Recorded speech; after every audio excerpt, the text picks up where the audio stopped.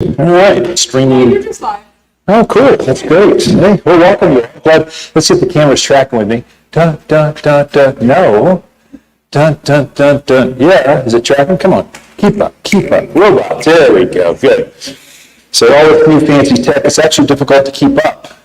Pretty soon, we'll just issue out like 3D glasses to everyone and just watch it from your living room in your bed while live. This is being streamed, by the way, on YouTube, Facebook, and LinkedIn, which we've connected with, and possibly Twitter or X or whoever Musk says it is. So we're trying to stream so you can catch this later because everyone wants to if they're traveling. We get a surprising number of folks. They're in Scottsdale, that's their winter home, but they're still tuned in because they're planning on gardening up here, so they're still watching stuff, or they're RVing, so we're glad that you all are tuned in. Today's garden class is on fruit trees. We are in exceptional fruit tree country, except for citrus. So you folks from Phoenix, Palm Springs, Tucson, get over yourselves. You cannot have that anymore. Avocados don't grow here. Oranges, lemons, tangerines, all that citrus stuff doesn't grow up. It's too cold. This kind of weather event vaporizes them in the winter. So it's a winter that gets them. They'll take our summers. They don't take the cold. So they'll go down to mid to high 20s, and then they die. But apples, pears, cherries, nectarines, what else? Apricots, they do fantastic because you have enough chilling hours for them to rest, and then you erupt with color and set fruit. So you can have all of those things, including grapes, blackberries do exceptional, raspberries, blueberries, all those things will grow up here. So stick with things that like our climate, you're good to go.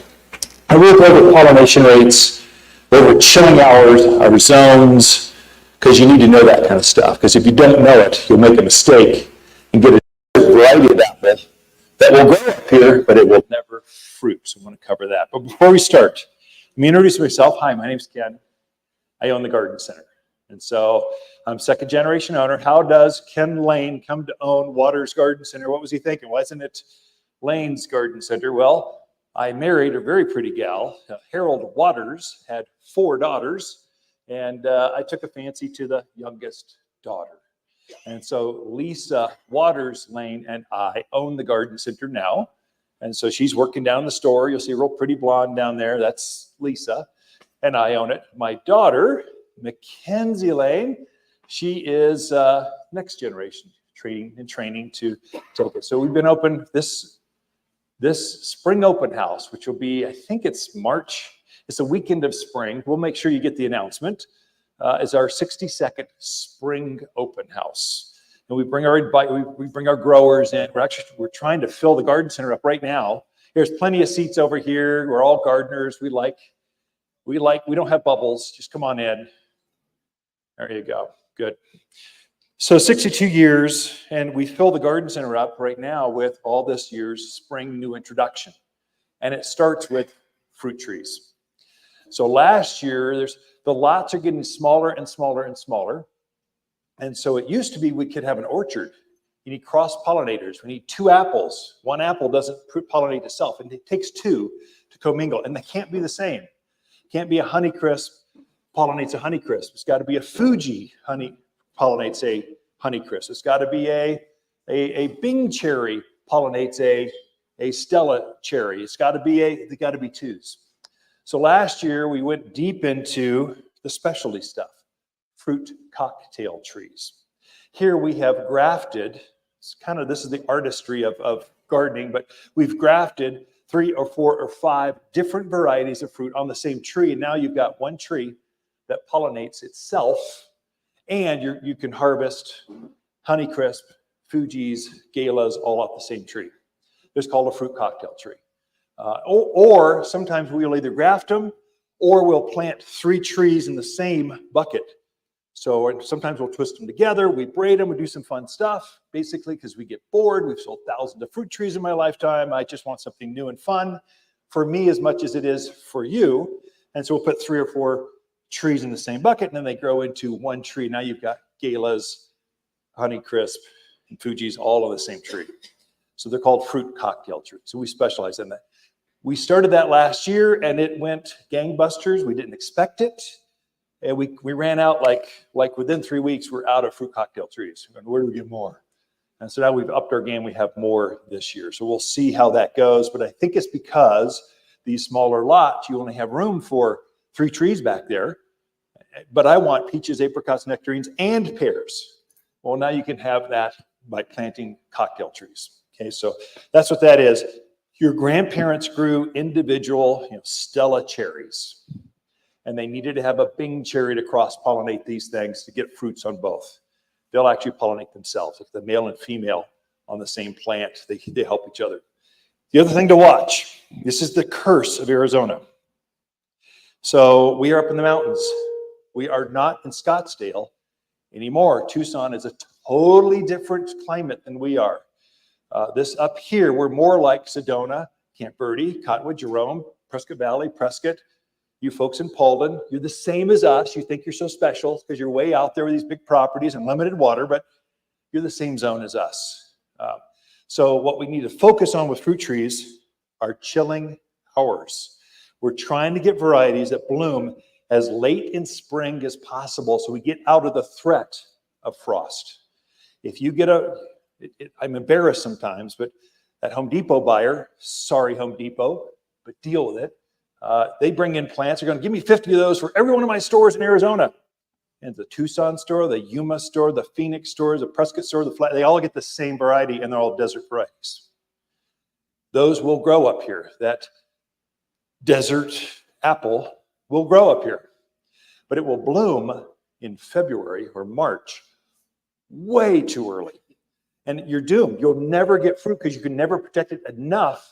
You need it to bloom in April, the first part of May. You need it to bloom as close to our last frost date as possible. And our last frost date is, the locals use Mother's Day as the demarcation of last frost. Technically, it's actually May 8 for Prescott. Prescott Valley, you all are unique. Yours is, I think, May 7th. Basically, you're a day earlier. You're the same as all of us. You're not any different or special. You're the same as all of us.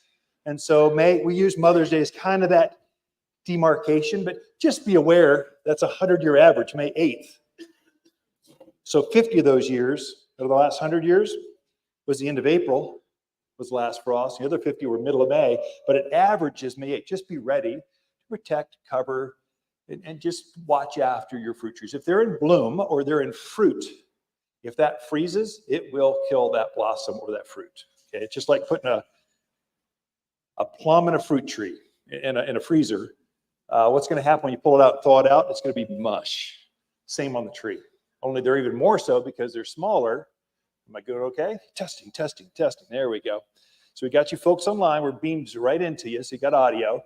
And we're worried about our folks out here too. We got, 30, 40 people out here in the audience. You should join us this afternoon. Come see all the fruit trees. Anyway, chilling hours. Minimum. Absolute minimum. And we'll have it on the tags. This tree needs 700 chilling hours before it blooms. What that is, fruit tree, some plants are programmed after so many hours of freezing, bloom. And so the trees just know I need to wait till the evening cold gets me to middle of April, then I will start to bloom. Look for that. If you can get to 1,000 hours, even better, because now we're getting to the end of April. So if you're thinking of fruits, think of it in this order. Apples and pears should be your #1 thing to plant because they have the longest chilling hours. They're the ones that are most consistent because they bloom the latest in spring. And so you just consistently get apples and pears. The next one would be peaches and cherries. Generally, they need 800 to 900 chilling hours before they bloom. They're going to bloom towards the beginning part of April. So they bloom a little bit sooner than apples do. So they're the next most consistent. You folks that love apricots, that's the first one to bloom in spring up here. So they're the ones, apricots are and nectarines. They're either feast or famine. You either have so many, you better have the canning supplies ready and leathers and a lot of friends to give fruit to, or you're going to get like 3 fruits because they bloom the first, usually the end of March. And we're bringing in just 3 varieties. We're bringing Tilton, Tilton, Chinese, and Harcot. Those are the latest blooming of all of the apricots. So there's apricots, there's a lot of varieties. We're bringing only the 3 that bloom the latest here. So you've got the most chance. They are going to live and thrive. It's a beautiful tree, fragrant white flowers, beautiful orange color in fall. It's about the fruit, though. You're planting a fruit tree for fruit. You want the apricots. And so those are the 3 that seem to be the most consistent. They've proven themselves out here. The other one to watch, too, is your elevation and exposure.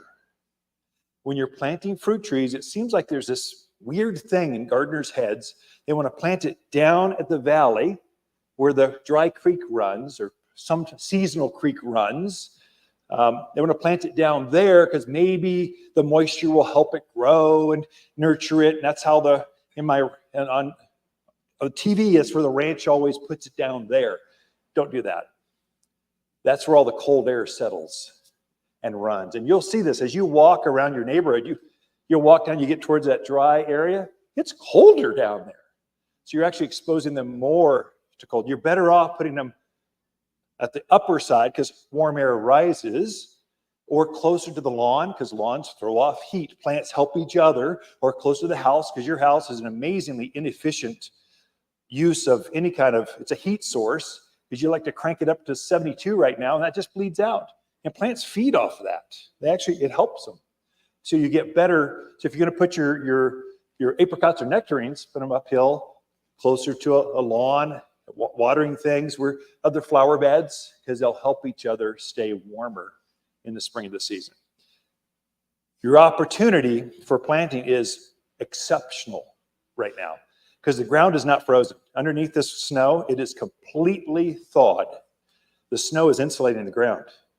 When it finally melts, it's going to be easy digging. So it's just going to be great. The plants are loving this event that's happened here. And so as soon as the ground is opened up, plant them. They're good to go. And the ground is not going to freeze at this point forward. I mean, if it does, it'll frost line. It'll be at maybe a few millimeters, inch or so, and it thaws right out during the day. So what you see on the roads, it's snowing in the morning, icy this morning, by lunchtime, completely thawed and open and soggy. That's what your soil is going to do too. And so it's a good time to put those plants in. I would say ideally, if you could put fruit trees in specifically, before they leaf out or before they blossom, it's ideal. So they wake up in their new home, in their new place. They're kind of going, they've been at this farm. This is probably a 5 to 7 year old tree. This is all it's known. And so if it wakes up in your yard going, what just happened? Where I went to sleep in November and I woke up here, it's got to be good. Well, I'll just grow here. A lot of folks wait until they're in blossom, and then it's dramatic when you take it and put it in a new place. It's going to freak out. It doesn't like new soils. It doesn't like new water, sun, wind, and so many times they'll shed their blossoms when you do that. So they won't fruit that first year. If you put them in before they actually leaf out, you're better off. Okay, and we'll show you. We'll tell you how to plant those in just a second. I mentioned chilling hours. Our zone, we are actually a zone 7 here. Prescott Valley, you're zone 7. Chino Valley, you're zone 7. Paulding, 7. Skull Valley, 7. We're zone 7. We're all at zone 7. You folks tuned in from Sedona, okay, you're special. You might be a zone 8, but really that cold air spills out on top of you folks in Camp Verde. It follows the river, the Verde. Cornville is a zone 7. Cottonwood, Camp Verde, zone 7, 8. You could flirt with more 8 stuff, but really you're safe with 7. So when you look at the tag, it says what zone, and it'll tell you how many chilling hours. Those are 2 main things you want to know. And then you want to get your pollination right. So you need, so an individual tree will not pollinate itself. It needs a buddy. So it needs a friend to help it pollinate. And bees do all the work, bees and moths. And so your pitted fruits, many of them will self-pollinate. They got male and female flowers on the same tree. So your peaches are generally self-fruitful. So you just need 1 peach. Pick your favorite, plant it. Pick your favorite that has the right chilling hours. So we're specializing in 2 things. There's 2 things we focus on is make sure they bloom as late as possible in the season, and they're of fruiting age. So trees typically have to be a minimum of 5 years old before they're old enough to set fruit. So all of our trees are at least 5 years. Some of the bigger ones are 10, 12 years old. So the bigger ones, big 15 gallons and stuff, they're going to be older. So because we know you folks are coming to shop here for, I mean, if I had a nickel for every time I said, I don't want to wait, I don't have time to wait, I want it now, I got the money, I'm going to do it, I want it now. And so they're willing to pay a little extra for a much older tree. So we focus in on that. That's our niche. I'm seeing right now at the box stores, the warehouses, the Costco's, that kind of stuff, they've got the same exact tree. They've got a Honeycrisp too, but it's half the price. Well, it's a whip. It's only a 2-3-year-old tree, so it's not mature enough. So you're going to plant it, and it'll be 3 years before it actually is old enough to fruit. So I see this often. I planted this tree. It's just not producing fruit. Well, let's analyze this. It comes many times to age. It's just, you just got to wait a few more years for it to finally be old enough. But here at Waters Garden Center, they'll fruit this year. Okay. We don't sell whips. We could focus on the low-end price point stuff, but then I'm competing with Walmart, Depot, and Lowe's, and that's just not, I won't win that game. I focus on the higher end, finished. I'll keep it an extra year or two. I take the time to trim them and shape them so you've already got a crown, a shape, so it's already taking on its own shape. So you get a better tree in the long run. That's our niche. But just watch that. Make sure it's old enough to produce fruit this year. So each one of these, if the stars align, it doesn't frost out, things are going, these are the ones you kind of want to buy. So we're focusing on those. Okay, let me think here.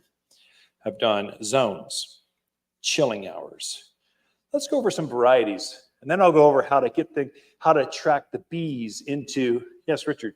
Question as far as trees and pollination. How far apart?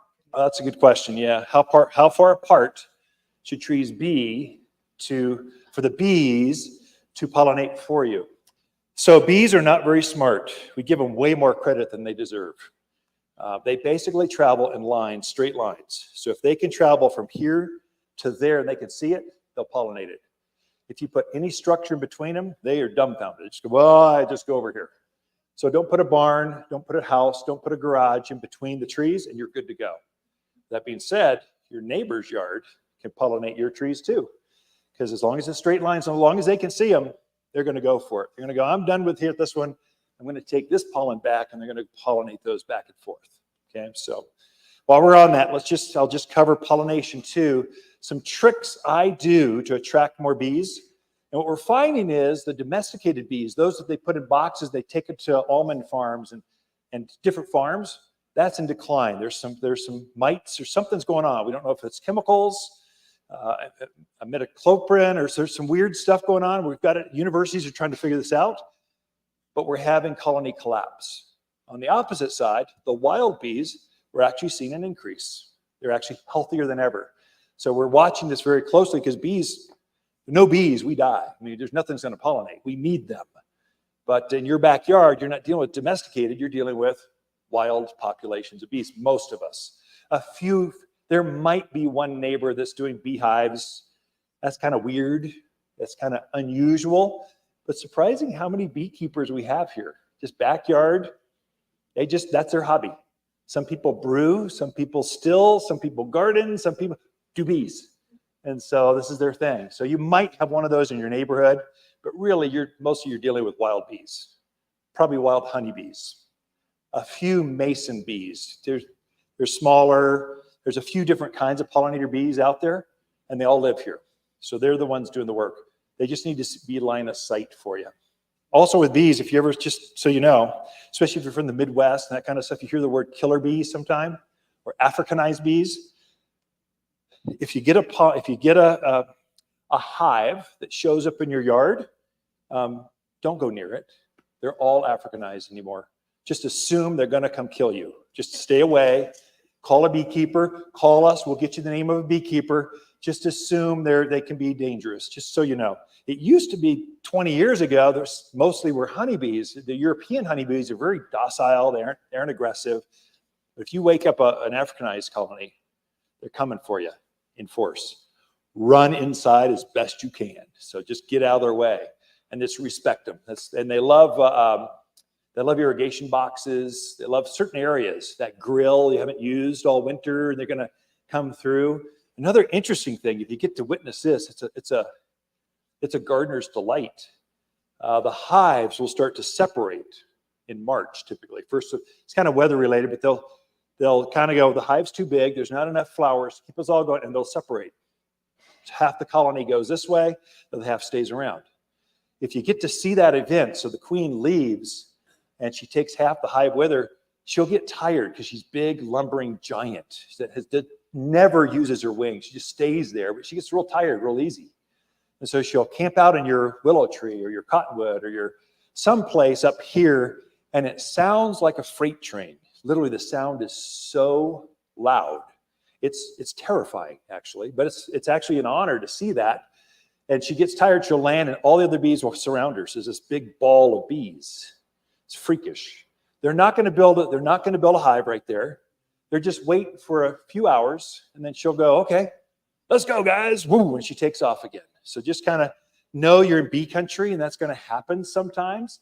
I've only seen it 2 or 3 times in my lifetime, but it's a gardener's experience every time. But don't be afraid. Don't spray them with chemicals and stuff. Just leave them. They'll leave themselves to some place. Okay, but just assume everything's Africanized. They're not going to bother you. Okay, let's talk the different. Oh, I saw on pollination too. Thank you. What I do is I'll plant a couple things so that bloom about the same time as fruit trees. I love to use rosemary. This is one of the first things to bloom in spring. This blooms all spring long. It's an amazing little plant, hardy as can be. So it's this culinary. It blooms early, but blues attract bees like nothing else. They just can't resist it. Plus it's one of the few things that are blooming while your fruit trees. So if you plant these closer to where your fruit trees are, you just naturally will attract more bees. I also like this one. I have a lot of this in my yard. This is Oregon grape. This is a native, so they're used to this plant.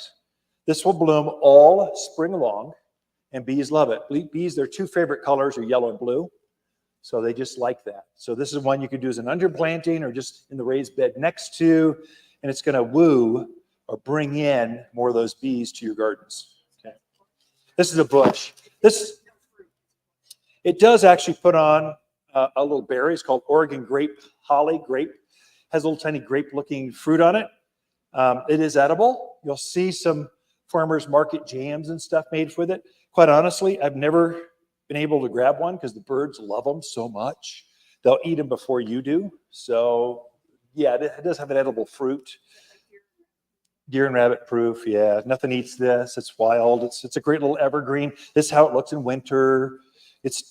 We didn't trick it to bloom. It's just starting to bloom.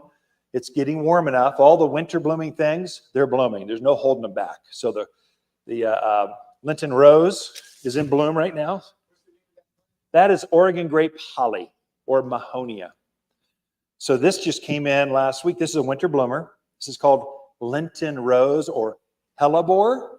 This is a very unusual plant. Most folks never get to see this because they only shop at the garden center in May and June or in the spring season. We don't have these then. These only come in now and they'll be gone by the end of March. So and they come in different colors. There's a pure white. It's a great little evergreen perennial. Comes back year after year. You count on it to do this every late winter, early spring. It's going to do this through the entire spring season. So if you're into perennial flowers, this is a great one. What's it? Linton Rose is the common name, or hellebore if you could spell it. Helioborus, you got it, exactly. Well done. I love gardeners. Here we go. Love it. The other one that I like, and you wouldn't think this, but you see it at the garden center, but boxwood. It's not famous for its flower, but it loads up with flowers right up against the stems, and bees love them. They love the taste of boxwood, something about it. So it attracts them to that part of the garden. So if you're having trouble with pollination, whether it's your fruit trees or your squash is another one. My squash is just not forming. Well, you need to attract more bees in. There's ways to do that. and they love blues and yellows. Just bring some more of those flowers. You will naturally attract more bees into your gardens. Okay, I mentioned pears. Let's start with that. So pears, comis. In fact, let me send out. I've got 3 handouts for you. I just wrote a garden column on fruit trees last week. I'll make sure you get a copy of that. If you're part of our Waters Garden Club, you've already got it. But those of you who aren't, you'll get another copy. Okay, so I wrote a fruit tree book. It's digital. It's about 50, 60 pages. It's got all the charts. So if you miss something, it's got all the pollination charts. Excuse me. Let me just take a little sip here. Very good. And then how to prune. I'll touch on pruning a little bit here, but I've got a whole separate class just on pruning. We can touch on some of that. If you want those 3 things sent to your email, I'll do that this afternoon probably. I'll just, my desktop to yours, put your email down on this, and I'll make sure you get a copy of that. Now, some of you, please, please, please, I'm going to do this myself. Some of your handwriting is atrocious. If you could, take a moment and just make sure is it a B or 6? What is that? Let's just make sure I can get it. I'll throw it in both ways if I just can't interpret, but just help me a little bit. It makes it goes a little bit faster. Pears. Pears are definitely one of those that take 2. Bartlett will sometimes self-fruitful. It says it's self-fruitful, but really Bartletts do better. You'll get bigger fruits and more fruits if you give it a buddy. You get another variety. Comis helps pollinate Bartletts. Bartletts do that. Bartlett actually pollinates all other pears. So it's a good one to plant with those. Here I've got 4 different varieties. It's a cocktail pear tree. Now pears, you have to do like varieties. So on a pear, I can only graft pears onto this. I can't put an apple. I can't put a peach. That's a different genus. But I can do any variety of pear together on the same tree. So this has got, let's see, Harlow, Delight, Blake's Pride, Warren's, and Kiefer. Probably the most famous of all the pears. All on the same plant. The beauty with that is pears are one of those feast or famine things. You've got so many pears. What do you do with them? And they have no shelf life. So you got to harvest them like now, all of them, immediately. You should feel the pressure when they're getting like soft, even remotely. You need to be ready. The beauty with this, each variety will ripen just a little bit later than the other one. So it takes some pressure off. So now you can take the Kiefers a little bit different than the Warrens, and so it'll space this out for you just a bit. So now you don't have 5 bushels of pears to deal with all at once. You've got 1 bushel from here, then the next bushel from there, and most of your cocktail trees are that way. It's one of the true benefits, and you get different varieties. Okay, so this one's going to be a very late bloomer. You're going to consistently get pears off of this. You'll also see 3 basic varieties of trees here. We've got 3 sizes. If it just says the name, it's a standard size. This is what your grandparents grew. It's a traditional shade tree. So it's going to probably, pears get up to about 30 feet tall, 25, 30, something like that. They're bigger of the fruit trees. Most of your pitted fruits are going to get about 20 feet tall. So they can be a shade tree, but more of a patio shade tree. They're not going to be like a maple that's 35, 40, or a sycamore that's 60. They're half the size of your traditional shade trees, but they can still get large. We try to specialize in a lot of semi-dwarf. And I'll actually say semi-dwarf Bartlett pear. If it says semi in front of it, it's going to be about 20, 25% shorter. It's still a big tree. It's not dwarfed. It's not this big. It's still a standard size tree, but it's just a step down. So now you can pick all the fruits with just a fruit picker instead of a ladder and a fruit picker. So it's just the next size down. Then you have true genetic dwarf. It says dwarf, it's a pint-sized guy. It's only going to get about chest high, this big.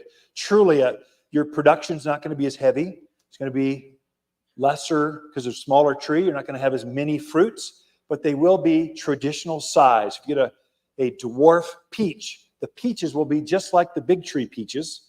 The fruit is not dwarfed, just the tree or the footprint of the tree is dwarfed. Does that make sense? So you got standard, semi-dwarf, and dwarf. And so this one is a standard. It just says Warren pear.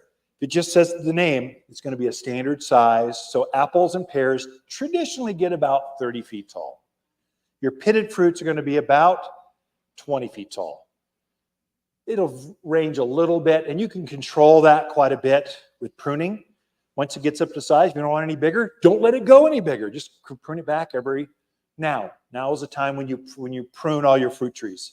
So from the new year through March, that's when you're pruning your fruit trees, okay? This is a true genetic dwarf. Again, pears and apples.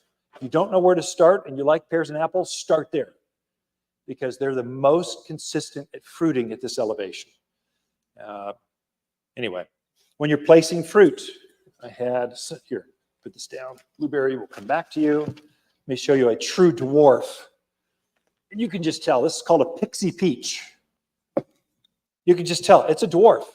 It's never going to get more than this big, perfect for containers, patios, decks. It's a showpiece. And there's nothing more beautiful than a fruit tree. When it's got its fruit on, it's like a Christmas tree with ornaments all over it. Just beautiful. And then you can harvest them and eat them later. So, but it's more of a decorative thing. I'm not planting this for production. I'm planting this for beauty and some fruits. Or from an apartment, or I just don't have the space, I'm going with dwarfed fruit trees. Okay. Or what's that? Or you can feed the wildlife. Yeah, they come right at it. Yeah. This I like to, these are just real pretty with, in a container with some pansies around it or just some flowers. It's a beautiful piece of art when you get down with it. Nice cobalt blue, oxblood red container with a yellow, a peach colored container with peaches in it. You could turn this into art really easily. But dwarf, that's the size. I brought it just mainly for the size. Okay.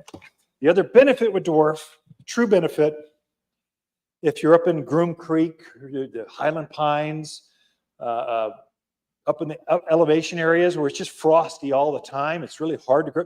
These are really easy to cover. So if you get a frost event, they're very easy to cover. Whereas a standard size tree, once they get up to 12, 15, 20 feet, well, it's hard to get up there and cover things that much. So there we're typically using Christmas tree lights, shop lights, a heat source of some sort. If we see that frost is coming, we'll put a heat source in there. If your neighbors have Christmas tree lights on in March, they're probably not crazy. They're a gardener, and they're protecting their plants, getting that going. At 32 degrees, you're going to lose about 10% of your fruit. At 31, you lose about 20. The magic number is 28. At 28 degrees, all hope is lost. All the fruit is gone unless you protect it. And so what will happen is the outside edge is lost, and then 30, 31, 30, and at 28, the whole thing is just cold, and it freezes those blossoms. If the bud is not opened, it won't get damaged. Once it starts to flower or fruit, that's when you need to be worried. Okay, that's when you need to protect things. In some years, it's magic. The last few years have been unbelievable harvests. I mean, so many grapes, so many apples, so many peaches. It's been really good. And then I've been the judge at the county fair, and there's nothing to judge except tomatoes and pumpkins. That's boring. So you kind of want some of this fruits and stuff. And so, okay, where was I at? I go on a rant every once in a while. You take a sip. Oh, what do you cover them with? Someone asking that online. Oh, very good. You all can ask stuff online too. Also the handouts for you all, because we know. In fact, take a moment. Just type in there. Tell us where you're from. Love to know that. Plus, it helps me by Google ranking because I'm the little guy. If you could like, subscribe, and just make a comment, all of a sudden my ranking goes woof right off the charts. So we've had over 1 million downloads on YouTube. It's mainly from the classes. So it's just kind of, plus we've been doing it for decades. So we've been doing this for forever. So the little guy, this is how I compete with the big boys. They got the ad budget. I don't, but I got the personality and the knowledge. And I got friends. So there you go. You're in gardeners one at a time because gardening is social. So, yeah, we're generous. We are. Thank you very much. So anyway, okay, back to, where was I at? You derailed me. I love it. Oh yeah, what to cover? Anything breathable. The mistake I find folks make, rookie move that new gardeners make with fruit trees, they'll cover it with plastic. Don't do that. Plastic holds the cold in longer. You get more damage. You want a breathable material that keeps the frost up, but then as soon as that sun pops out, it lets that cold out and it warms up very quickly. The other one that to watch is folks will cover it and then not and keep it covered too long. So it does, frost cover is better with that because it's white typically, and it lets some sunlight into the heart of that plant so it warms up a little faster. But you could just use a sheet, a blanket, anything that's breathable. It's just if you're using those darker materials, you need to get it off of there during the day, then put it back on at the night until that event has passed. And our storms come, and then it warms up and it's glorious. So you just never know. And right after a storm is when that cold hits. So you notice that with this. It was just like, it was mid-30s, it's snowing, mid-30s, so then the storm cleared and went down to 18 at my house. Right after the storm is that's when the damage is done. So just know that's how it works. At elevation, that's how storms work. Be ready to cover things when that storm finally blows out. And the storms will become shorter and shorter and less like this. We got 1.5 feet of snow here in Prescott at Waters Garden Center. Been shoveling snow for 3 days. My back hurts. We got all the equipment and stuff, but it just wears on you. So that'll become less and less. We get into March. Yeah, we'll get some snow, but it'll be gone like by noon, it'll be gone. So just keep it covered for a day and then take it off. Okay, to cover that. So breathable materials, not plastic, preferably frost cover. Frost cover typically comes in like 10 by 10 sheets. Doesn't have to be completely wrapped. Just want to keep that frost off the top. And if it really gets cold, if you're really worried, throw a shop light. And don't use those efficient LED lights. Use the incandescent, totally inefficient heat sources. Just throw it in there and let it keep that heart of the tree at least alive. Okay? All right. Then we go to apples. So I've got 2 of them here. I've got a whole bunch of apples. So we just stocked up. So these are 5-gallon trees. This is Fuji and Golden Delicious. Pick your favorite. They're all going to grow up here. Not all of them, but most of them. You can get a variety. Just pick desert varieties. Okay, I take that back. Not all, just stay away from desert varieties, but most of the name that you know at the grocery store will grow up here. Fuji's, Galas, McIntosh, all those. All the ones your grandparents grew. Kind of old-fashioned. We'll come up with newer varieties that have a little bit longer shelf life, that kind of stuff. But all those are going to be great. I love Golden Delicious, the best leathers and sauces of any of the apples. It's amazing. It doesn't last as long for eating kind of stuff, a little bit softer, but boy, there's certain apples for certain things. The baking apple that's most famous, Granny Smith. If you leave it on the tree, though, a little bit longer, it becomes really delicious. And it's a nice, firm plant. Apples. I mean, many times they'll harvest them a little bit earlier when they're firm, and that's for baking. But it's good for both. But it's a nice green apple. Okay, so reds, greens, yep, they all grow here. Okay. Cherries. Cherries, you're typically going to need 2. Cherries need a buddy. There's a couple varieties, I think 2 of them. Stella and Utah Giant will self-pollinate. So if it says on the tag self-pollinates or self-fruitful, that means one tree will do it by itself. It's got male and female. If it doesn't say that, it needs a friend. And it needs a different friend. And so it needs a Bing and a Stella, a Utah. It needs a different variety. Okay, Black Tartarian and Bing are the most common cherries out there. Or is a dark red eating apple or eating cherry. We've come out, I kind of prefer Stella. It's just like that, same size, big cherry to it, loads up. And I only need 1 tree.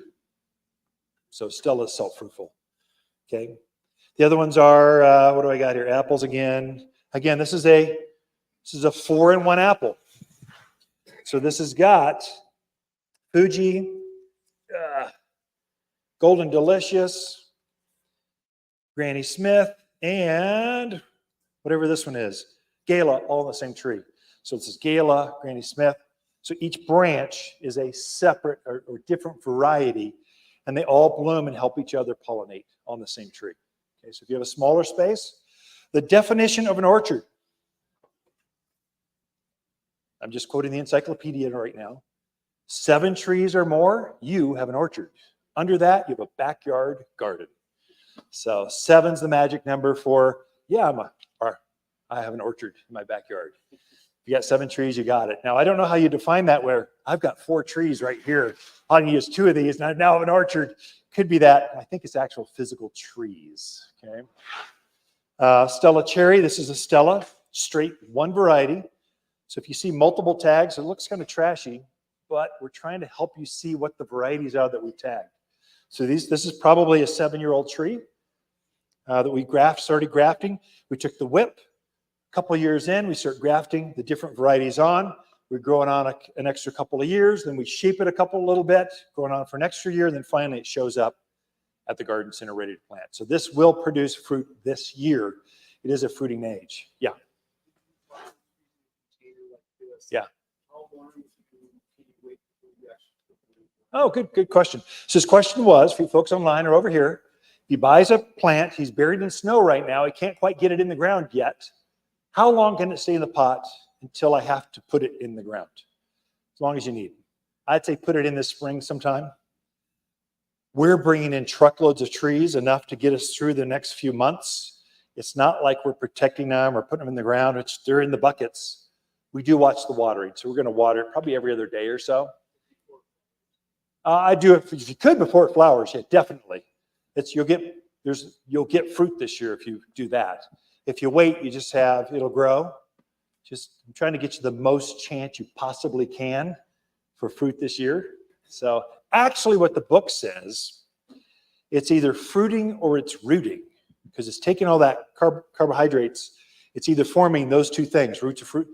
What they really technically say is don't let a tree fruit the first year. So it's focused all that energy onto the roots. So you get a much larger root. Now, I kind of take a hybrid approach to that. I'll pick most of the fruits off, especially towards the end where the branches are kind of softer and it leans down. I'll kind of pick those off. I do keep a few fruits on that first year, just because for me, it's just part of the joy of gardening. I want a couple fruits, but I'll take a bulk of it off. The other one too, most fruits, especially your apples and pears, they overproduce on a tree. They put so many fruits on. Cherries, not cherries so much. The peaches, they put on so much fruit that literally the roots cannot keep up with all the fruit. So really what I tell folks, and I'll write about this, if you're part of our garden club, you'll get a notice. Hey, you just had some fruit drop. That's normal, it's okay. What happens is the trees will start to self-prune off, reduce some of the fruit on the tree. We call it June drop. But usually in June, sometime, the tree it'll be warm, it'll be 90s. The days are very long, we're at summer solstice, longest they get. And so the tree is struggling to keep up with keeping all the fruit. So it'll naturally go, okay, I can't keep everyone alive. I'm gonna jettison half the fruit. You see some fruit drop, that's normal. It's starting to regulate itself. It's a natural part of the trees, so don't worry. Every year I get phone calls, people coming in, hey, what's going on? I'm losing my tree. It's just June drop, it's okay. If apples and pears are not as good at doing that, pitted fruits are better at they're smarter at regulating how much fruit they can go. Apples and pears need help. So apples, you'll typically get like 5 to 6 fruits in the end of a cluster.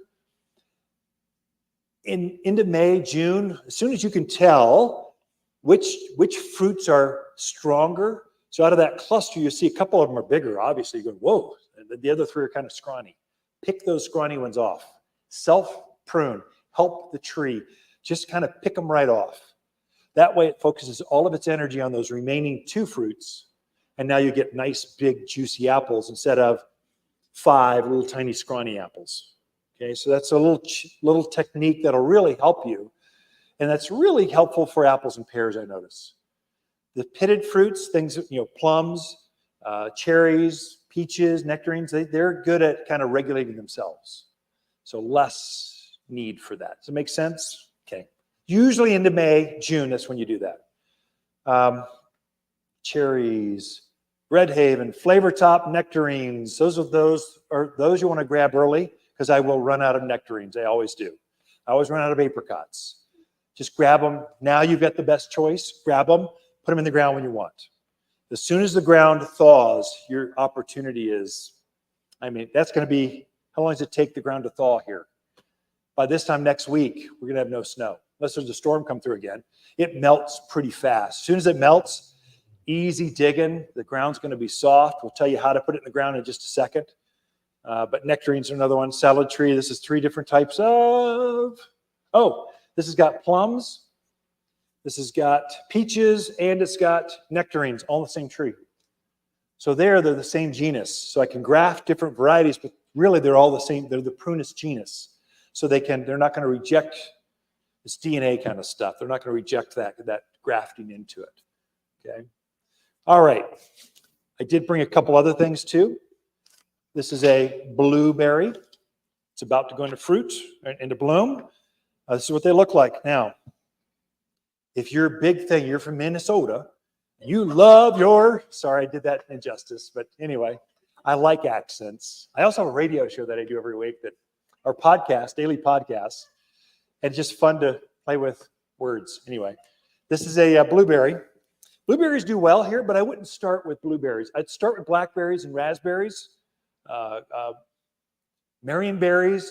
The brambles are so much easier to grow here. Blueberries do grow. I just want to give you a quick, in fact, remind me, I'll send them also, add to it, the blueberry, how to grow blueberries list, so I can go deeper. I'll send you a handout on how to grow blueberries because they're kind of hard. Blueberries love very acidic soil, and we don't have acidic soil. They like very acidic water. We have very alkaline everything. And so what happens is they're hard to keep green. They're hard to keep their color, and the berries will be a little smaller. So when the alkalinity gets too high, the berries shrink and the leaves get kind of chlorotic. So you're always trying to keep things acidic for these guys. There's some techniques for that. Our potting soil that we make, it loves our potting soil because it's mainly peat moss. Peat moss is naturally acidic, and then it drains really well. So it flushes out that white buildup you see on your containers, that white calcium kind of layer, that's mineral buildup. That is alkalinity. That's what's causing that mineral buildup. These guys do not like that. So a soil that drains well, a raised bed, containers, that's kind of where you want to put your blueberries. Whereas blackberries, they don't care. They're going to take over that part of the yard no matter what, unless you're pruning on them. They're going to take over. Grapes, they don't care. They're going to take over. They just grow. We do really good grapes here. Amazing. You wouldn't think it would grow so well at this elevation, but they do really well. Okay. Anyway, that's blueberries. They do grow here. Blueberries typically take 2. You need 2 varieties. 2 different varieties. You need Patriot and Sunshine Blue. You need 2 varieties to make them cross-pollinate. And anywhere close to each other is just fine. Just let the bees, they can see each other. Okay. Let's cover how to plant. Now let's cover bugs. Let's cover insects. Okay. There are some bugs. So every plant has a bug that can go after it. How are we doing on time? Oh, we're getting close. Good. So bugs, apples and pears there's a little tiny moth, cutest little moth, maybe this big, called a codling moth. You wouldn't think it could do so much damage for that worm that gets into a fruit. That's codling moth. That's the larva stage of that. She'll lay her egg in the flower just as it pollinates, and the fruit will form and closes over the egg. And so once that happens, there's no getting rid of that worm because it's protected inside the fruit. That's where you get a fruit with just 1 exit tunnel. Now the problem is our growing season is so long here, we can have 2 to 3 egg layings of codling moths. So as the fruit forms, gets this big, she'll come and lay an egg just on the outside. It'll hatch and it'll burrow itself into inside the fruit, and then you'll see an exit tunnel coming out. That's where you get multiple exit tunnels, entrance tunnels of that fruit. So cotton moth is something to watch. It's pretty easy to deal with. Now, your grandparents, they just used DDT and they just sprayed it every 2 weeks faithfully. They put on a calendar. We're going more environmentally friendly now. And so oils are really good at this and very safe for you, completely organic. So if you can spray that apple and pear, because cotton moths don't get on peaches and nectar. They don't like all the pitted fruit. They only like apples and pears. If you can spray it just when the flowers are pollinating, you can get rid of that first wave of cotton moths very, very easily and organically. And the way you know when they're pollinated, when it looks like the garden is snow on it. The petals are starting to drop. The wind is starting to let things, oh, it's pollinated. Oh, spray it right then. Just let the tree tell you when to spray it. Just spray it with a horticultural oil. I think I brought some of that. Horticultural oil, completely organic, really good stuff. We're pushing this right now because we're doing pruning right now. So if you've got some fruit trees, you're shaping those things up, trying to open up the middle so the sun can get in the middle, get rid of crossing branches, all those things you've read about. You're doing all that right now. And when you get done, you spray it with this because there are bugs on that tree right now. There's aphids sitting there. There's thrip. There's codling moths. So you're spraying this after you're done pruning to just clean it up. Any eggs that were laid last year, this coats the egg and suffocates it and gets them out of there. So there's bugs inside the nooks and crannies, just cold, using that tree as insulation. So you're starting clean. Now, bugs have wings, so they can come back at you, but at least you're starting with that tree clean. So that's every year we're just spraying this. If you didn't prune it, just spray it. I spray the entire yard with this, probably as soon as we get thawed, because I'm pretty much done. Got a couple of grasses to get done, but I'm pretty much done with my pruning now. And so I'll go in and just spray this as soon as I'm all done. Just cleaning up the yard. I'm generous. Roses, anything I had problems with last year, I'll spray this, okay? Comes in this form. This is, you need a hose and sprayer. Looks like this. Can you see that? Here, I'll let you all get front row seat. Can they see that okay? There we go. Or you use a sprayer. There we go. So, or we have a ready mix, because some of you just moved here and you got a sprayer someplace, but sitting in a box someplace. I don't want to look for that. We got a ready-made sprayer. Put the hose here, turn it on, automatically sprays it. Same stuff, okay, horticultural oil. Now, pitted fruits don't have, so peaches, cherries, nectarines, apricots, and the other things with pits in the middle, they typically don't have a lot of bugs. They have more leaf spot. So we have what's called shot holes. It's a bacterial thing. It comes in, eats the sugar in the leaf, and just creates a little hole. Looks like you took a shotgun through it, and it creates shot hole. Doesn't kill the tree, doesn't affect your harvest, just makes the tree look ugly, especially when they're young. As they mature and get so big, you just don't notice it as much. It's something to watch. You get a little bit of just things that get on leaves. If you see anything happen, bring it in. We can identify it, because it's not just you in this. When codling moths are going after apples and pears, they're going after everyone all at once, not just yours. They're not going after you. Let's focus in on them. It's a whole neighborhood. They're doing everything. Everything in the neighborhood's going to go. So we can tell you what's showing up. Okay. And as we see things, we try to put that into our weekly garden column. Oh, we're seeing this happen. Go walk the yard and look for that, just because we know it's probably going to be affecting a lot of gardeners. Okay. That's bug. Pretty much that's bugs. Leaf spot, codling moths. Those are the two main things. Some of your pitted fruits can sometimes, it's much rarer, but you see at the very, very base. So this is a cherry. Right here at the base, you'll see some sap forming up to about here. Anywhere in here, you can see some bubbles of sap forming. There's a real pretty little clear-winged wasp, and she loves the taste of pitted fruits mainly. So she'll lay her eggs right here. The worm will come out, burrow into the trunk as a borer, and it lives there, and then it can girdle the tree. If you see sap anywhere on your tree, just come see us right away. We'll show you how to deal with it. Just put it on your radar, watch for that, and we can help you. Just those are the main things I've helped people over the years with. And we've got a microscope. We put it underneath there. We blow it up 10 times the size. You can see that aphids have like 8 eyes and claws. It's freakish looking. You want them dead. You just want them. Some folks will say hose aphids off, and that's good enough. It's not good enough. They just crawl right back up. Put an oil with it and kill them. They deserve to die. You want your apples and pears, not them. So we can help you with that kind of stuff, okay? Gophers are another one. Let me take a little sip here so I can keep going. You all are a good audience. You're getting me riled up. That's good. Gophers. Gophers are like underground rats. They're called pocket gophers. A few folks from the East Coast, we don't have moles here. We have groundhogs up in Ash Fork, that area, that real high elevation, Seligman. And then we have pocket gophers as you come down to this elevation.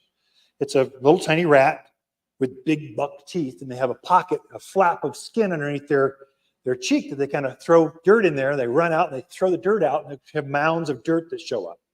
If you see that, they love fruit trees. There's something about the taste of fruit trees. It's a real sweet wood, so they're after it. I've literally had an apple tree, big one. I could put my hand underneath one side and come up the other side because the gophers had eaten so much of that tree, and it finally died. I mean, should have gotten on it. You've got baits. This is highly effective. It's zinc, basically. Stay away from strychnine, especially in fruit trees, because it can translocate. Plus, it's got a definite secondary kill. We don't sell strychnine products here, but you could find them on the marketplace. Zinc is much safer. There's no secondary kill, and it's not going to be taken up by a little bit of zinc is good for you. A lot of it makes you crawl back in your den and just go to sleep and never come back. So don't let dogs, don't let anything, be careful with this stuff. So gophers are underground. So I've got dogs. If something happens to our dogs, divorce is imminent. She's going to leave me. If I have anything happen to her dogs, it's over. So I just make sure I'm really careful with that. So I'll put it underground back. So usually where that mound is, there's a hole. You'll find that. I'll dig that out, put it back as far as I can. Then I put a rock or something. So that kind of stuff. So they're in gopher heaven, or gopher heaven's their backyard. They've got lots of holes. So talk to me sidebar. We show you. You're probably going after them with, there's traps, bait, and gas. Those are the best ways. Gas doesn't work. Don't even bother, especially if you got a lot of networks. You're now down to traps. They'll say they've got these sonic things that are supposed to disrupt the soil. They don't work. I used to sell them. Half of them came back and returned. And just, okay, that's not working. Let's go with something else. It's really traps. You got your bait. That's how you're going to go after them. Your grandparents always use these green, snappy wire traps. They're highly effective. They're also gruesome because sometimes they're alive, sometimes they're not. You got to like shovel to the head. Sometimes you got to go all marine on them. So baits are a little bit more, for you all, for sure look at, it's called a gopher shield. This is it's a stainless steel mesh that opens up into a basket. You're planting the tree in this stainless steel basket, but the gophers cannot, the roots can go through it, but the gophers can't eat into it. And it doesn't rust out like chicken wire. And it's a finer mesh than chicken wire. So this is the way to go.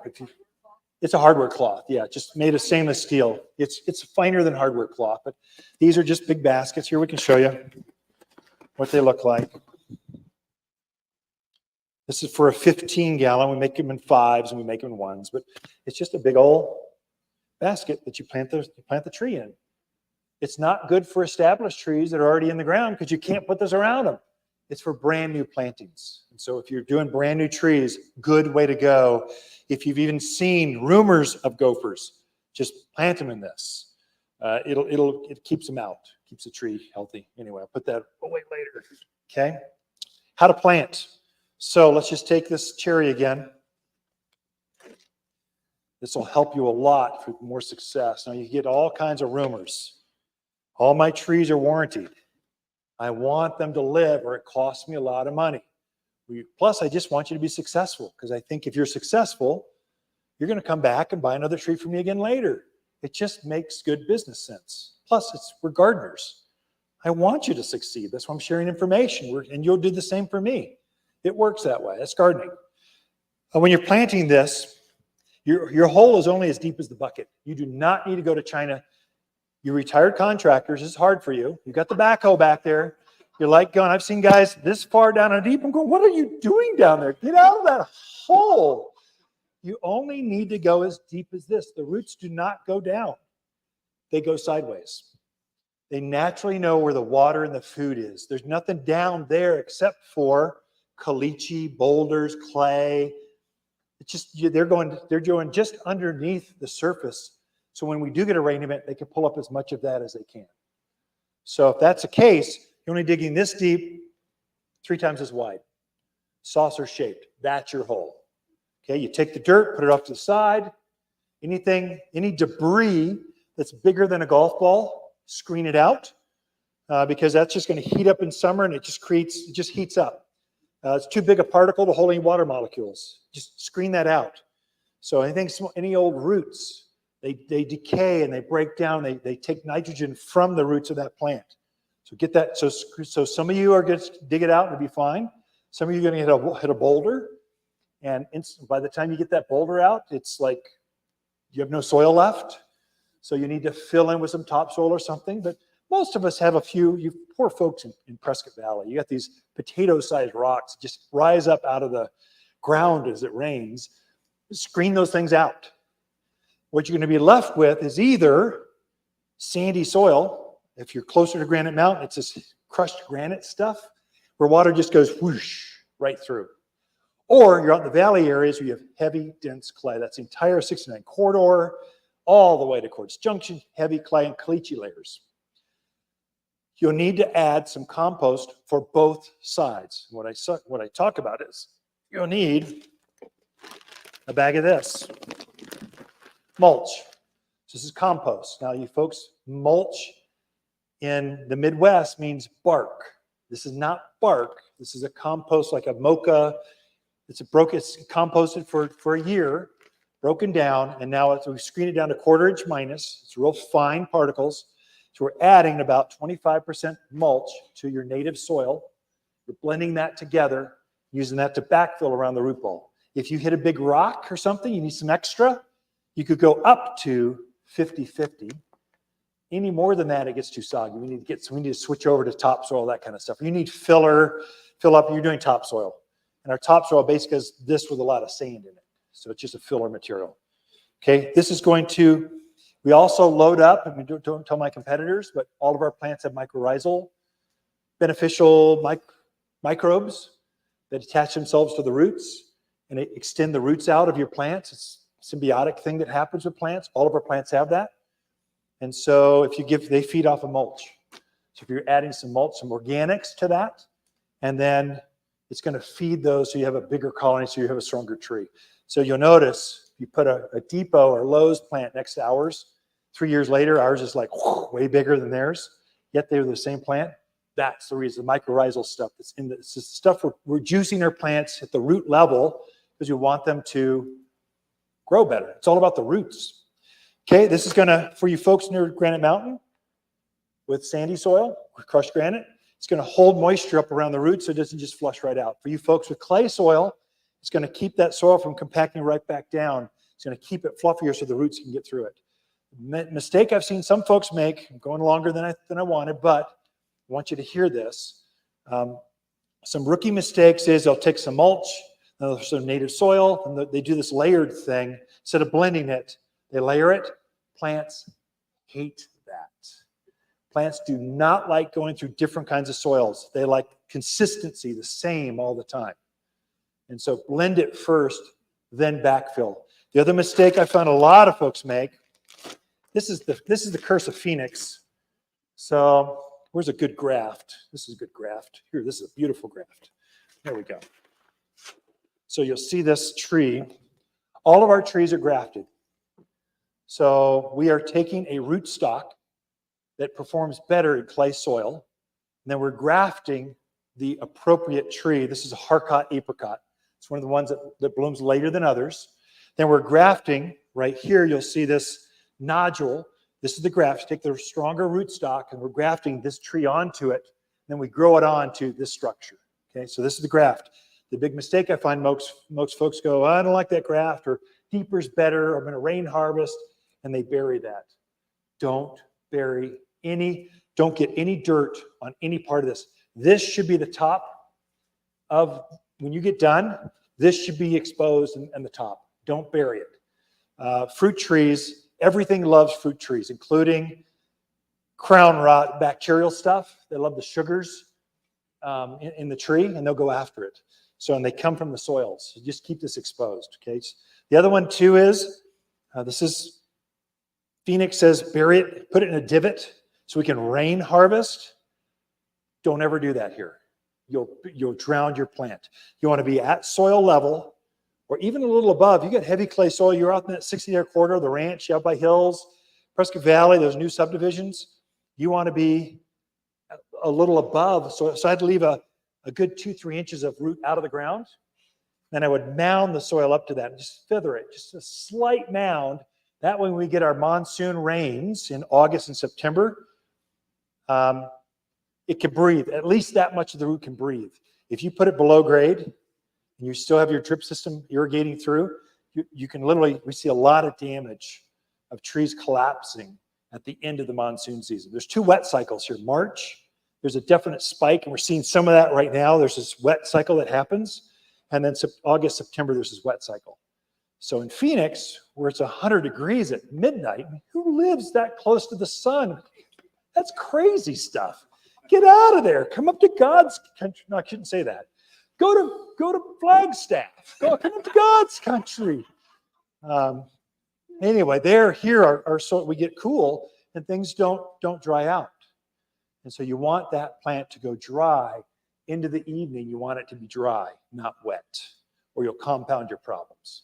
That's why we encourage watering in the morning, not in the evening. So in Phoenix, you water in the evening because the sun vaporizes anything that's out in the sun for more than 15 minutes.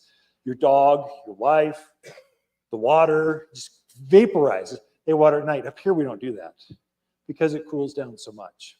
Okay, there's a question in the back. So, yeah.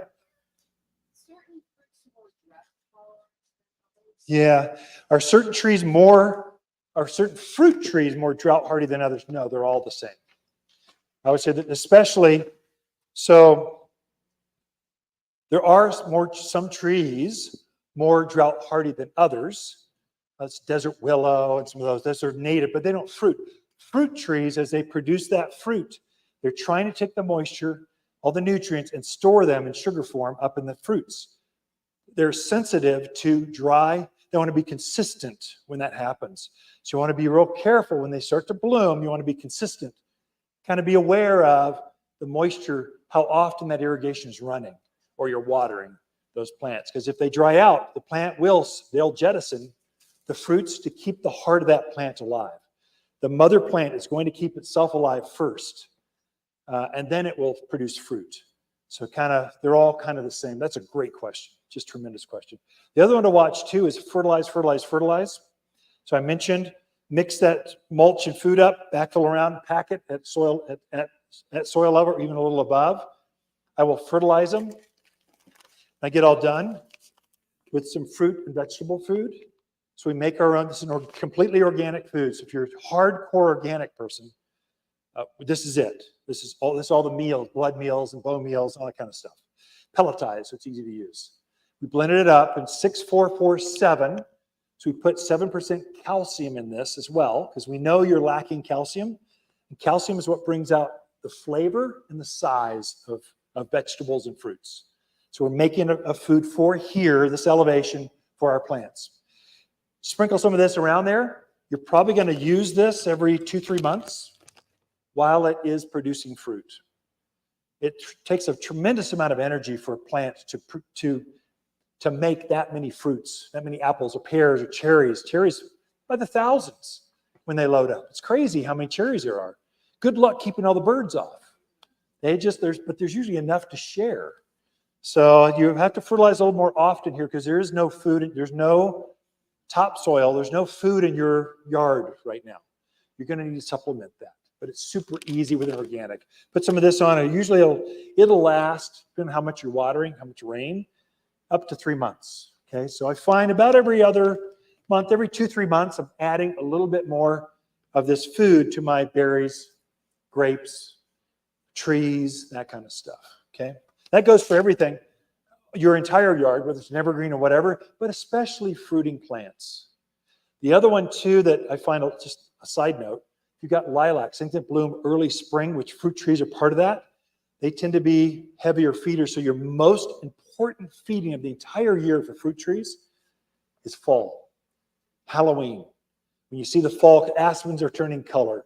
You're seeing the burning bush in bright red. The maples are glorious. Fertilize then. It's going to use that food to form next spring's flowers and fruit. So you got to always think a season ahead with fruit trees. So fall is the most important. Everyone misses that one, going, oh, it's over, done. My tomato plants have been nipped by frost. That's your cue to fertilize your fruiting plants for spring growth. Because those flower buds, they've already formed. These are all flower buds. They're already formed from last year's food to now, okay? Yeah, so can you use this on your raised beds for your vegetables? Absolutely.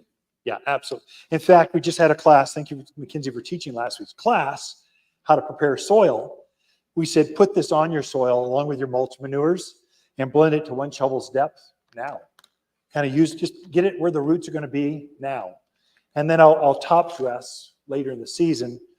I'll give it a little bit more. Again, these things that grow so fast. I mean, a grape is going to grow 12, 15 feet, and then produce big clusters of grapes. It takes a lot of energy for that to do that. And organics are the way to go. Stay away from synthetic fertilizers, just Scott's, turf builders, all this kind of stuff. They're petroleum-based products. They release too fast in the soil, and they burn they take out your mycorrhizals. They take out your worms, all the good stuff that's in the soil. The plant responds instantly, but it does more harm in the long run. Organics are the way to go, especially I'm dealing with 40 edible. You guys want to have your own fruit. You can do this organically. You don't have to worry about E. coli coming across the border. You don't have to worry about being sprayed with whatever, because you know what your trees have been treated with. And you can keep it all organic. Okay, yeah. Gypsum. I don't recommend gypsum. So the myth is put gypsum on a rock and it will melt away, or it instantly has drainage. What gypsum really does is calcium sulfate. What it really does, that white buildup I mentioned on the pots and stuff, that also builds up in your soil. And so what it does, it helps to push that mineral deposit further down. It helps the soil flush. If it's a new planting, you don't have that. So really, you're better off adding more mulch than gypsum. Doesn't do any harm, but it doesn't do the good that the rumor has on the marketplace. I never use gypsum in my own yard because I just have good drainage. I've amended the soil ahead of time by changing the structure soil, by adding mulch and stuff. I've got better, and I top dress things. So a lot of my plants have been top dressed with manures or mulch already because I'm preparing for spring. I'm done with my pruning. So now I'm getting ready to spray it with the oils. And so the spring will take off. As soon as this thing melts, your daffodils are going to go boom. Things are going to happen quick. So once March hits, spring's here, and you're ready to plant lettuce and all the cool season crops. You're ready for all the fruit trees. Everything can go in as soon as this thing is thawed. Yeah. Critter question. How about we go all day, have a separate class just on critters? Yeah. Yeah. It produces fruit like crazy. And about 2 weeks before we're ready to go pick, we'll go down there and be greeted by a tree full of pits. Oh. The flesh is all gone. Yeah. The pits are hanging by a stem. Nice. Wow. Let's get them. So he's got a Red Haven peach, loads up, does great, does all the stuff we wanted it to do, but he's got something coming in and taking the peach and eating all the flesh and leaving the pit on the stem. That's an insult in so many ways. Now, it's not a bird, because birds like to peck a hole in every single fruit. They're never happy with one. They're like, oh, this is good. I wonder if that one's better. I wonder if that one's better. And so it's not that. I have a feeling you're probably dealing with pack rats. It's probably a rat coming in at night. You don't see them, and they're stripping the flesh. And they'll tend to, yeah, I have for my, and they'll collect the pits. If you dissect a pack rat nest, which would be this bunch of sticks inside of a bush, many times an oak tree. You pull that apart, you'll see 3 or 4 bird nests. It was real fine shredded. It's a beautiful thing. But they'll take the pets and store them in there. They're like little gems. They store them around. So I've got what's called a trap line. I just have 3 or 4 rat traps. And they absolutely love my favorite thing. They just cannot resist pumpkin seeds. They love pumpkin seeds. I put that in my traps, and I'll have a rat or 2, or you might have a rat a day for a while until you thin the numbers. So they're living in the rocks underneath. They're living out in the scrub oaks and stuff. As many as 70 in a season. Yeah, 70 pack rats. Yeah, some places, yeah, you're out in the rocks, the dells or something, out where the rock piles are.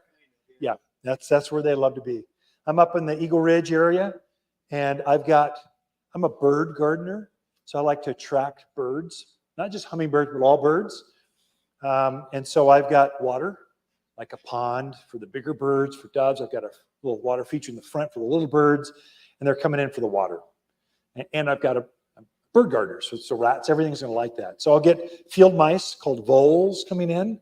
They're not so much for eating fruits. They like eating your tomatoes and squash and stuff. I also grow giant pumpkins. There's nothing like, you want to impress grandkids? Grow an 80-pound pumpkin, and like the size of a wheelbarrow can hold it. Well, a vole had gotten in there and eaten a hole in the bottom. I thought I had this beautiful pumpkin. When I got all done, I'm going, what is going on here? This thing's withering. And he had eaten it from the inside out. He didn't see the hole in the bottom. So they're more prone to things on the ground. Pack rats will climb up and down trees. So, will a fence help with pack rats? No. Rats can climb over and get through everything. Death to you and all your kin. That's what's going to be good.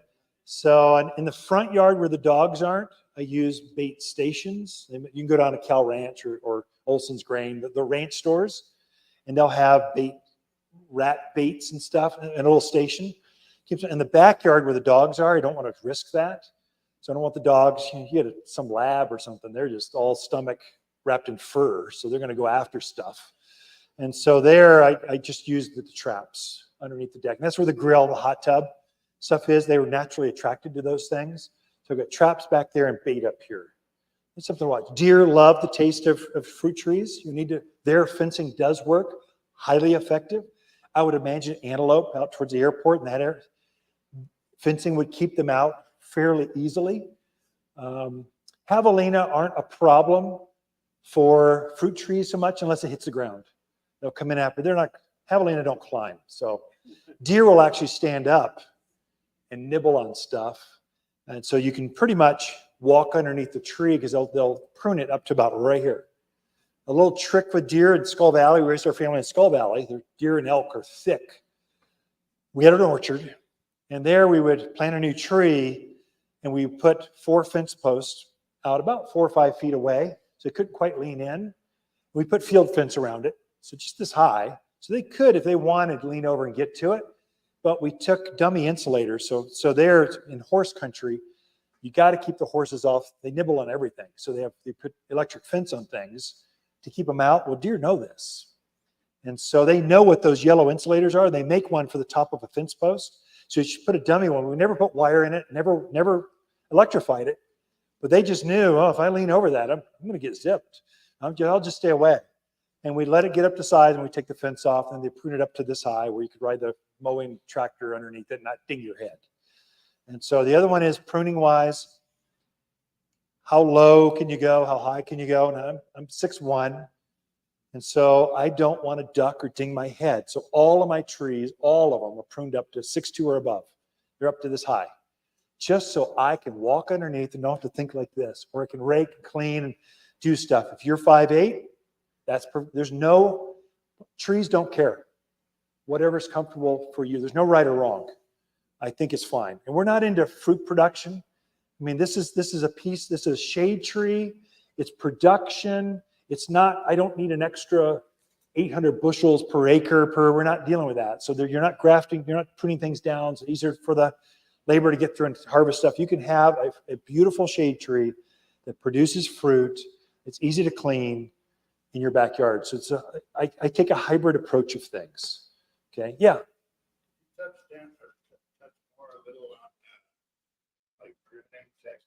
Sure, pruning techniques. So pruning. Again, I got a whole class. Let me see if I got, here's a good one. Let's just show you. Take this out. Sorry, Kens, you have to put all those signs back, but again, here's the graft. And there's 2 grafts on this probably. Let me see. So we've grafted when it first started as a whip down here, very young. We're taking a very small stem, grafting on that. Now we'll grow it up. Now you're seeing us graft here. This is grafting tape. So a lot of our trees, I would say most of our trees have a secondary, some of them like the bigger sycamores and stuff, they can have 3 or 4 grafts. So we're actually trying to force a bigger trunk and a nicer canopy. And you do that, if you just let it grow like this, it'll just focus all of its energy on this whip and it will never fill out. So we're actually taking the top off. If you take the top off, then it stops growing. So now we're grafting on another top. So now it forces all of its energy on the sides, but still maintains its top. It's an artistry thing, but you get a nicer tree finished product that finishes out grows much nicer. Trees are where an ugly tree, when it's dog-legged and lopsided, it just gets uglier and uglier and uglier with age. They don't get more beautiful. They just become more hideous. A beautiful tree when it's young just gets more glorious when it gets older. So it grows into more beauty. So the tree takes on the form young, it just becomes more of that. So just be aware of that. Never let your landscaper pick the tree for you. You want to be there with them to pick it. Your boulders, never let a landscaper just pick the boulders. You want to pick those rocks yourself, or you'll just get whatever is blasted out and thrown in your yard. Those are 2 things I find mistakes. Anyway, now I'm onto my soapbox. Here we go. Pruners. So obviously go for broken branches. That is an absolute no-brainer. Damaged, anything that's kind of discolored, take those things out. Then you focus on anything crossing in. So you see this one crossing to this branch, that is no good. We want that out of here. This thing is no good. What else? This is a pretty good looking form. Things that grow down to the ground, some varieties like to grow to the ground. Well, I don't want to dig my head, and I want you to look perky and bright. I want you to be like uplifted. And so if it's growing that way, I might take this one out because it's growing this way. And then pretty much I'm done. I'm trying to open up. Here's one here. See this crossing of this branch? I probably cut that. Again, we pruned these last summer after it grew. And so they've already been done somewhat. We'll go through and open them a little bit more. But pretty much it's done. That's kind of what you're looking at. If you don't know where to even start, if you haven't done it in years, just start with crossing branches. Anything growing to the inside, by the time you get done doing that, you're almost done. Okay, start with broken, then crossing in, and by the time you get with the crossing in, you've opened it up where the plant can see sunlight. That's especially important for pitted fruits. Peaches, nectarines, apricots, that kind of stuff. Because again, remember, they were more prone to leaf spot, leaf damage stuff. And so that's caused by the wind can't get through, the sun can't see. You want that middle of that tree to be able to breathe. So you have less pestilence, less disease spot stuff. Okay. Apples and pears are less prone to that. They can get a little blight and stuff, but they're more codling moth is their main thing. Yes? Should that tape be? Should the tape be removed? Nah, it's going to come off by itself. That was just done last summer. So that'll come off this spring when it pushes its new ring of growth. It'll just naturally shed it off. So, and I don't know if you could get it off. So how many of these have, this has got 1, 2, a little bit left from last year.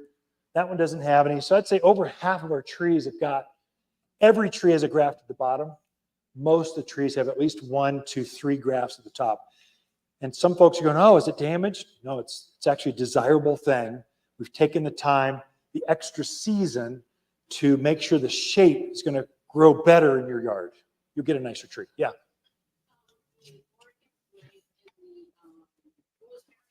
Yeah.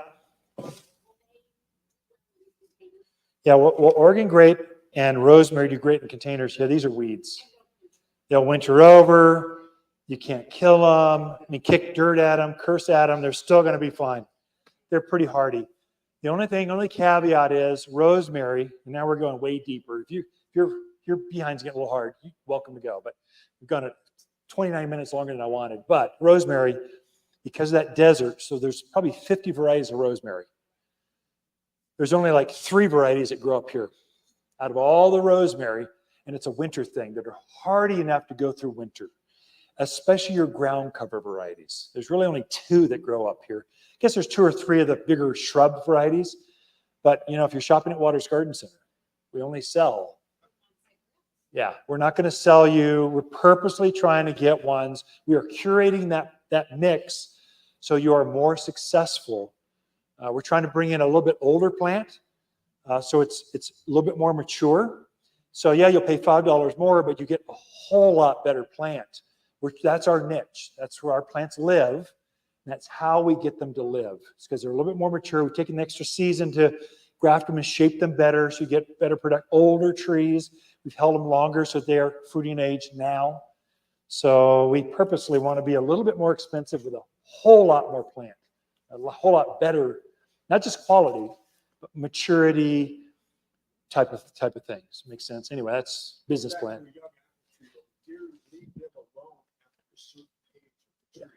So will deer leave apples alone after a certain age? Yes. After they have already pruned it up this high, then because they can't reach any farther, then they'll leave it alone, or the bark gets thick enough. It's a bark maturity thing that happens. So once the bark it insulates it enough. The other one to watch, thank you for that, it reminds me, you'll see some fruit trees are painted white on the trunk. You know why they do that? Some say it's to keep bugs out. Paint does not keep bugs out. It's not about bugs. It's about sun scald is the name. So what happens is in the spring, usually in March and April, the south side of the tree will warm up. The sun will hit it, and the sap will start flowing. It wants to grow. And so then that night, it will freeze just like that. So we'll get down to 25 degrees, the sap freezes. So that when that sap thaws and is flowing, then it freezes. That expansion causes a crack down the south side. It's called sun scald. Very, very common. So we'll paint the tree white to reflect the sun, especially on the south side. And we only paint them from really the top of the upper branch, that lower branch canopy area, down to the ground. That's the only part we paint, not the whole tree, just that. It's just to keep the sun off. Once a plant is big enough, it shades itself. No longer needed. So once the branches are out and it shades itself, you don't need to paint it white anymore. That's the only reason people paint it white. I don't like the look of white. I don't paint my trees white. I would much rather use tree wrap. You make a bark colored wrap that you wrap up that does the same exact thing. It just keeps the sun off that south side so that the sun doesn't heat it up and then we freeze. Once we're into summer, it doesn't matter.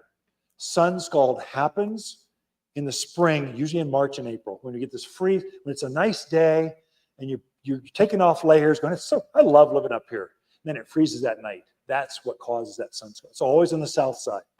So we get dozens of questions every year about sun scald, and we just sell tree wrap. Okay, that's great. With that, I will hang out as long as you all want. Look for an email. Make sure I've got that clipboard. Make sure you're named on it. I'll make sure you get those 4 handouts. Thank you. So you got how to grow fruit trees, which ones, the fruit tree book, all the pollination stuff. You have how to prune and how to grow blueberries, because that one's a little unique. Hold on. I'm going to say bye to you all. Thanks so much for tuning in. I'm glad you were here. Next week, gardening for newcomers. It will be a big class. It'll be this times 2, because there's so many new folks. We cover zones. We cover frost dates, soils. It's more technical stuff, but it'll definitely keep you out of that from making as many mistakes this year. It's meant to help folks that are maybe just want to up their game. They've been gardening for a while, or they've gardened elsewhere and they're getting used to this area. We'll cover alkalinity, how to compensate for that. I'm sure we'll cover gypsum again. So with that, I'll let you all go. I'll let you clap before you go. Thank you very much. Appreciate you all here.